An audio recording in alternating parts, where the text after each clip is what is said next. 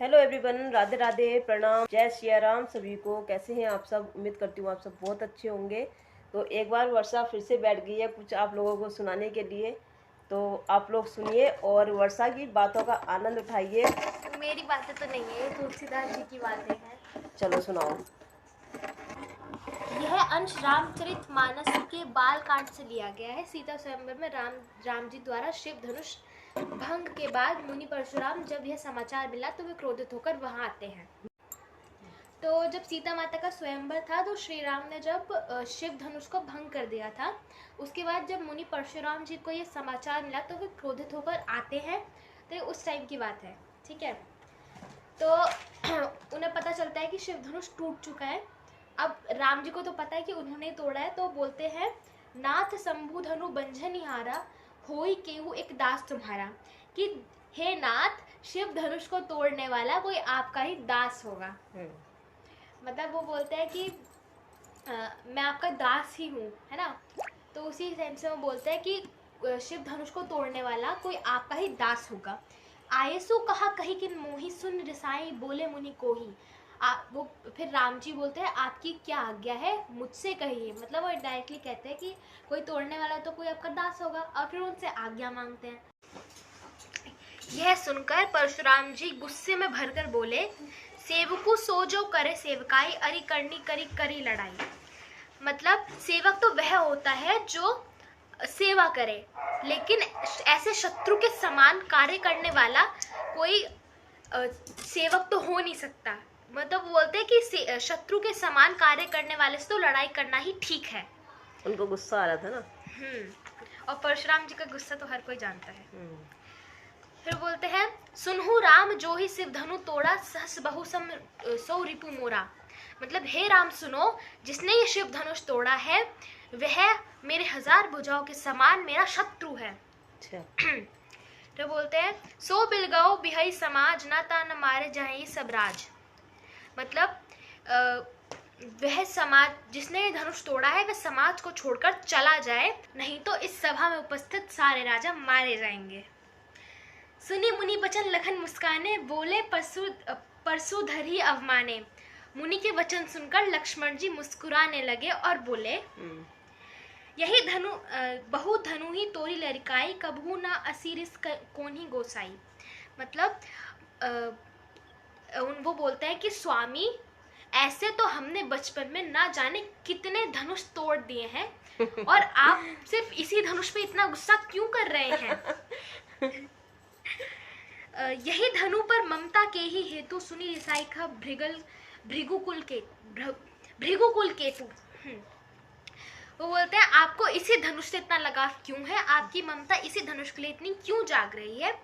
यह सुनकर मुनि भृगुकुल के ध्वज के समान क्रोधित हो उठे और बोले, हे नृबालक, काल बस बोला तो तही न संहार। मेरे भ्राता श्री ने तो सिर्फ इस धनुष को देखा मात्र था, और ये तो देखने से ही टूट गया।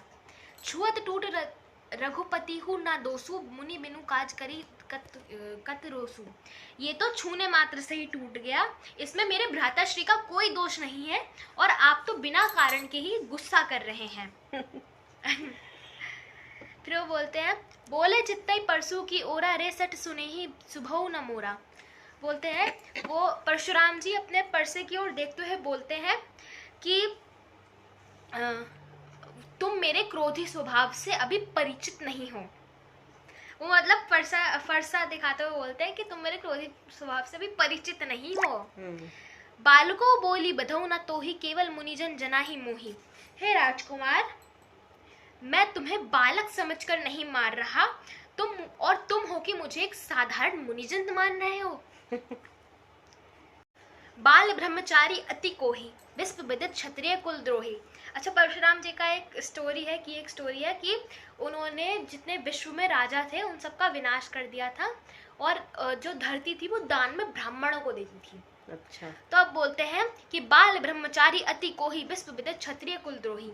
मतलब मैं बचपन से ही बाल ब्रह्मचारी हूँ, मतलब मैंने बचपन से ही ब्रह्म को धारण कर लिया है, मैं सारी दुनिया की मोह माया से अलग हूँ, और मैं बहुत ही क्रोधी स्वभाव का हूँ।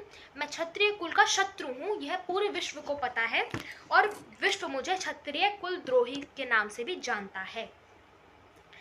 फिर बोलते हैं भुज बल भूमि भूप बिन किन्हीं विपुल बार महिदेव दीन्हीं। मतलब मैंने अपने भुजाओं के बल से पूरी पृथ्वी को राजा रहित कर दिया था। मैंने तो इस राजाओं की धरती को ब्राह्मणों को दान में दे दिया था। सहस बाहुभुज छेद निहारा परस बिलोकु मही कुमारा। मतलब हे राजकुमार, सहस्त्र भुजाओं को काटने वाले इस फरसे को देखो।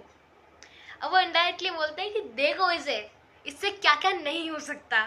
मतलब जो उनका काटने वाला था ना वो कुल्हाड़ी आजकल के समय में, लेकिन उस टाइम पे उसे फरसा बोलते थे। उससे वो काटते थे ना सबको मार। मातु पितहि जानी सोच बस करसी महिसी कोरम अर्णक दलत परसु मोर अति घोर। मतलब हे राजकुमार, तुम अपने माता पिता को क्यों चिंतन के वश में देना चाहते हो? मतलब अगर वो उनका गला काट देंगे तो चिंता में पहुंच जाएंगे। मेरा जो फरसा है बहुत ही भयानक, वो बहुत ही भयानक है। यह तो एकदम अभी नवीन नए बच्चा पैदा हुए भी उसे भी मार डालता है, और तुम तो अभी इतने बड़े हो। बिहसी लखनऊ बोले मृदुबानी अहो मुनीसु महापटमानी।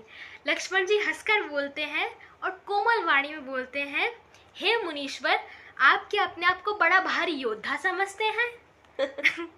पुनी पुनी मोही देखाव कुठारू चाहे तोड़ावन फूकी पहाड़ू। मतलब बार बार मुझे कुल्हाड़ी दिखाते हैं, आप तो फूंक से पहाड़ उड़ाना चाहते हैं। इहा कुम्हड़ बतिया कोहू नाही जे तरजनी देख मरी जाही। मतलब ये कोई कमजोर की बतिया नहीं है जो अंगूठे के पास वाली उंगली दिखाते ही मर जाएगी। इसका मतलब मुझे नहीं आया समझ। देखी कुठारू सरासन बानी मैं कछु कहा सहित अभिमाना। मतलब मैंने कुठार और धनुष बाण को देखकर मैंने कुछ अभिमान से कहा था, है ना। और मतलब आप मुझ पे इतना गुस्सा कर रहे हैं इसी बात पर। अच्छा। भृगु सुत समुझी जनुई बिलोकी जो कुछ कहूँ सहो रिस रोकी। मतलब भृगु वंशी समझकर, वो भृगु वंश से थे, कुल से थे, है ना, समझकर और यज्ञोपवीत यानी कि ऋषि मुनि को देखकर तो जो कुछ आप कहते हैं उसे मैं क्रोध को रोकर सह लेता हूँ। मतलब ये सोचकर कि आप भृगु कुल के हैं और एक मुनि भी है साथ में, उसे सुनकर मैं जो आप कह रहे थे वो क्रोध दबाकर सह लेता। सुर महिसुर हरिजन अरुगाई हमरे कुल इन पर ना सुराई। मतलब देवता, ब्राह्मण और भगवान के भक्तों पर हमारे कुल में वीरता नहीं दिखाई जाती और इन्हें मारने से पाप लगता है, ऐसा लक्ष्मण जी कहते हैं। तो बोलते हैं बंधे पापू अपकीर्ति हारे मारतहु पाप परी तुम्हारे। मतलब और इनसे हार जाने पर अपकीर्ति होती है, यानी कि बदनामी होती है। इसलिए आप अगर हमें मारेंगे भी तब भी हमें आपके पैर ही पड़ने चाहिए। कोटि कुलिसम बचनु तुम्हारा व्यर्थ धरहु धनु बाण कुठारा। मतलब आपके जो वचन है हाँ, वो करोड़ों ब्रजों के समान है, करोड़ों ब्रजों के प्रहार के समान है। अब ब्रज क्या होता है, जो इंद्र जी के पास उनका एक स्पेसिफिक टूल था, है ना, उसमें जो है एक ब्रज में 1000 हाथियों की शक्ति थी।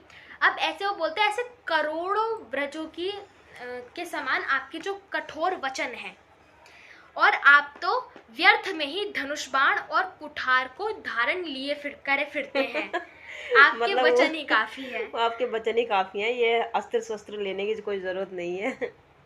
उनका कहना ये था। जो बिलो की अनुचित कही हूँ छमहू महामुनि धीर सुनी सुरोष भृगु वंशमणि बोले गिरा गंभीर। मतलब इन्हें देखकर मैंने कुछ व्यर्थ अनुचित कहा हो तो मुझे क्षमा कीजिए। यह सुनकर भृगु वंशमणि परशुराम जी क्रोध के साथ गंभीर वाणी में बोले। मतलब आगे कुछ बोलते हैं, बस खत्म हो गया। तो अपनी इस कथा को हम यहीं पर विराम देते हैं। और आप लोगों को ये कथा कैसी लगी कमेंट बॉक्स में जरूर बताना। अगर अच्छी लगो तो लाइक कर देना, जो भी चैनल पर न्यू हो वो चैनल को सब्सक्राइब कर लेना। फिर मिलेंगे अच्छी सी वीडियो के साथ, तब तक के लिए बाय बाय। और ये सब समझाने का क्रेडिट जाता है मेरी फेवरेट टीचर को, हिंदी वाली मैम को। उनका नाम बता रही हूँ, रचना मैम। बहुत अच्छी तो मैम, मैम को थैंक यू। अगर मैम वीडियो देख भी नहीं रही होंगी।